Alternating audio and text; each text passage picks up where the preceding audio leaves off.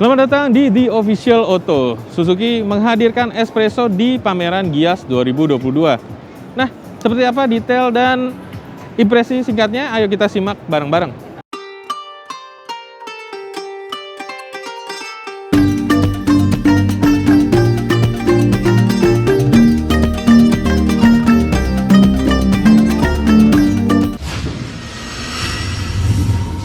Bicara soal eksterior, Espresso menghadirkan desain yang terbilang cukup menarik ya untuk kelas segmen kompak ini.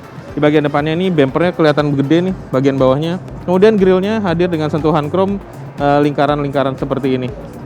Ya, ini bagian saluran udaranya sih sebelah sini sebenarnya. Ini hanya untuk kayak apa ya, kosmetiknya aja. Kemudian kalau melihat di bagian sampingnya, bannya menggunakan pelek 14 dengan desain yang cukup menarik juga. Beranjak ke sepertiga bagian belakang itu ukurannya cukup kompak ya, kita lihat seperti memotong gitu dengan kaca yang cukup besar. Ayo coba kita lihat ke bagian belakangnya. Nah, bicara soal desain bagian belakang, ini memperlihatkan penampang yang cukup besar ya, terutama pada bagian headlamp ya, dan juga lampu sen yang masih menggunakan bohlam. Bumper belakangnya nih, bagian bawahnya menggunakan warna hitam, cukup lebar ukurannya. Kemudian ada lower garnish di bagian bawah dengan berwarna perak. Ini membuka bagasinya menggunakan tuas di dalam, tapi untuk ukuran di bagian dalamnya cukup luas ya. Ini mampu menampung koper berukuran besar dan jadi salah satu keunggulan dari kendaraan compact ini. Meski bagian sininya ini cukup tinggi nih, jadi harus angkat gini, tapi ini salah satu hal yang perlu diapresiasi. Sekarang kita coba lihat di bagian dalam. Nah, sekarang kita ada di baris pertama dari Suzuki Espresso. Kesan pertamanya, ya Anda tidak bisa bilang ini mewah, tapi setidaknya lebih menarik dengan lekukan-lekukan pada bagian dashboard ini. Ini ada dimensi-dimensinya ya. Cukup rumit, tapi jadi lebih menarik untuk kendaraan yang terhitung kompetitif ini harganya. Meter kelasnya di bagian tengah ini, dan kayaknya sudah digital ya, dengan penunjuk bensin dan juga putaran mesin tuh berbentuk digital juga. Kemudian pada bagian tengah ada head unit, ukurannya mungkin sekitar 8 inci ya. Dan di bagian tengahnya ini ada power window. Jadi power window-nya hadir di baris pertama aja. Kemudian untuk pengaturan AC-nya masih tuas, tombol-tombol seperti ini. Dan di bagian bawah ada pengisian daya. Untuk model yang kita impresi singkat ini adalah model AGS. Jadi Suzuki Espresso hadir hanya 2 transmisi aja, manual dan AGS atau alias semi otomatis. Untuk kesannya, meski tadi dibilang kendaraan kompak ya, tapi penampang kacanya ini terhitung cukup lebar ya. Meski kita harus tes di jalan raya, terutama soal pilar A ini yang cukup tebal. Beberapa perhatian lainnya, pengaturan kaca spion masih menggunakan tuas seperti ini. Ini mengingatkan pada kendaraan-kendaraan zaman dahulu, tapi menjadi punya sensasi klasik gitu loh, yang cukup menarik hadir pada Espresso ini. Penampang joknya, headrestnya menyatu, jadi tidak bisa terpisah. Kemudian menggunakan fabric yang hadir dengan pola hitam dan juga checkered box ini.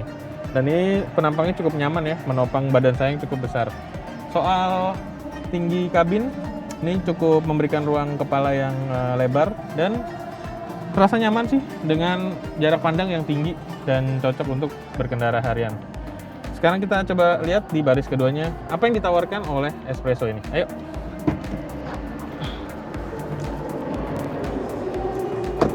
Berada di baris kedua, menjadi penumpang Espresso cukup bisa menerima keadaan ya, karena tawaran untuk kenyamanannya mungkin hadir dari ruang kaki yang lapang, juga ruang kepala yang cukup lapang.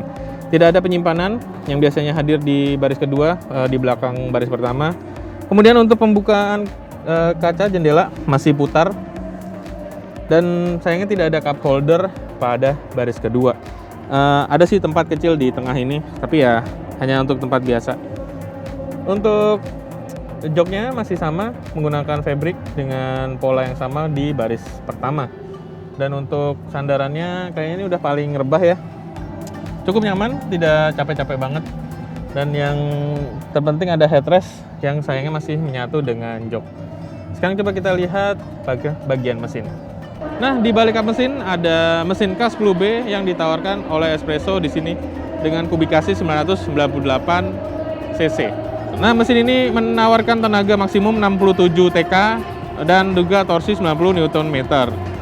Suzuki Espresso ditawarkan dalam dua varian, yakni manual transmisi dan juga AGS atau otomatis. Untuk manual transmisinya di harga 155 juta dan untuk AGS-nya di harga 164 juta.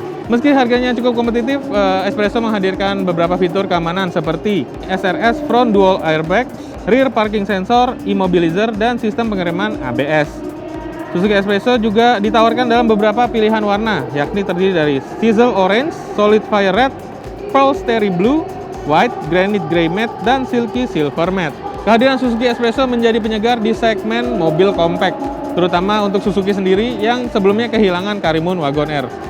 Meski hadir sebagai CBU India, konsumen bisa mendapatkan harga yang kompetitif dan juga tawaran model dan desain yang cukup menarik. Nah, jangan lupa untuk terus menyaksikan informasi otomotif terkini di auto.com, carvaganza.com, dan zickwheel.co.id. Dan jangan lupa untuk subscribe video ini dan berikan komentar mengenai Suzuki Espresso dan apa harapan Anda terhadap Suzuki di tanah air. Sampai jumpa di video-video selanjutnya.